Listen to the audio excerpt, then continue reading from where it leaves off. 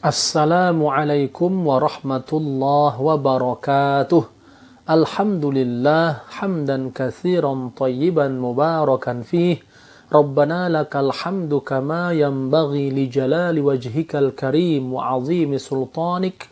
Allahumma salli wa sallim ala sayyidina Muhammad wa ala alihi wa ashabihi ajma'in. Amma ba'd. Saudara-saudariku, uhibbukum fillah. 5 macam najis dan cara mensucikannya.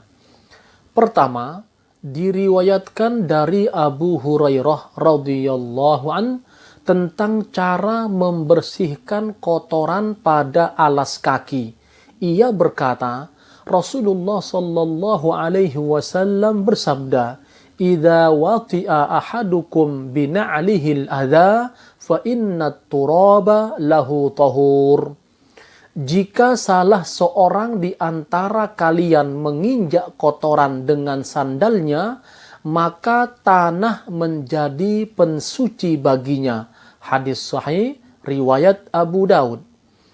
Kedua, diriwayatkan juga dari Anas bin Malik radhiyallahu an tentang cara membersihkan air kencing.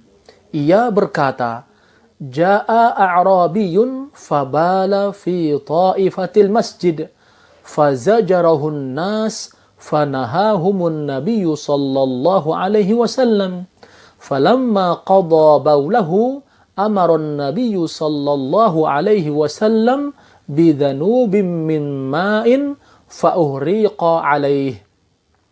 Seorang Arab Badui datang lalu buang air kecil di pojok masjid, sehingga orang-orang pun mengusirnya. Namun Nabi Shallallahu Alaihi Wasallam melarang mereka.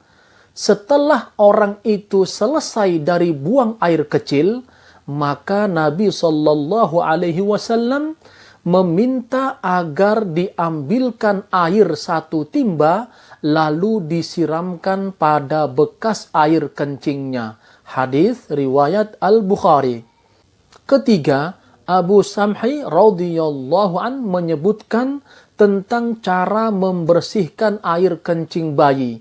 Ia berkata, Rasulullah sallallahu alaihi wasallam bersabda, "Yughsalu min baulil jariyati au al-bintus saghiratu wa yurashu min baulil ghulam." Bekas air kencing bayi perempuan itu harus dicuci, sedangkan bekas air kencing bayi laki-laki cukup diperciki air. Hadis sahih riwayat An-Nasa'i. Keempat, selanjutnya Abu Hurairah radhiyallahu an meriwayatkan hadis berkenaan cara membersihkan jilatan anjing.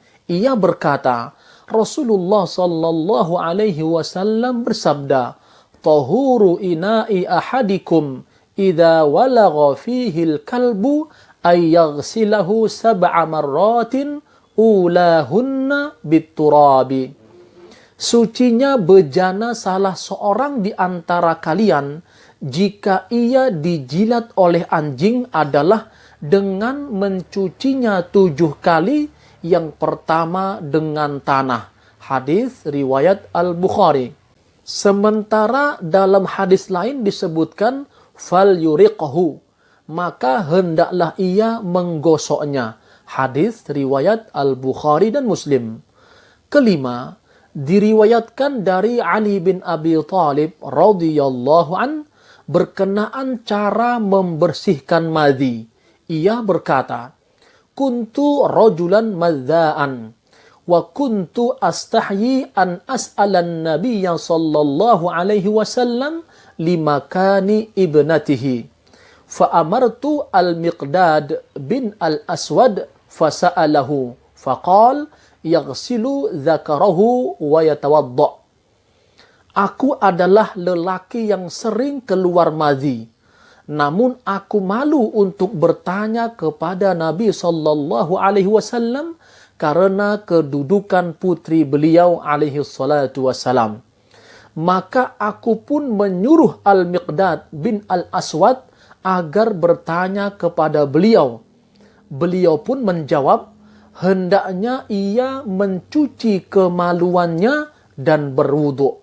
Hadis riwayat Al-Bukhari dan Muslim. Hukum syariat tentang najisnya beberapa benda, baik karena bahaya atau kekotorannya, atau karena yang lainnya, termasuk hukum yang telah diterangkan oleh Allah Subhanahu wa taala dan Nabi Muhammad sallallahu alaihi wasallam. Membersihkan diri dari benda-benda najis merupakan syarat sahnya salat. Para ulama juga telah melakukan penelitian dalam sabda Rasulullah sallallahu alaihi wasallam dan menyebutkannya dengan dalil-dalil agar seorang muslim dapat menjaga diri darinya. Dari beberapa hadis yang tadi disebutkan, maka dapat kita ambil pelajaran.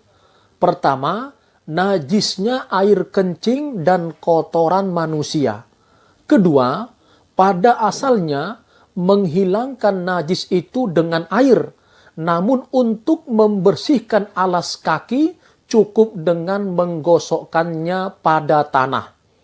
Ketiga, adanya keringanan dalam membersihkan air kencing bayi laki-laki yang belum mengonsumsi makanan, yaitu cukup dengan memercikkan air tanpa dicuci.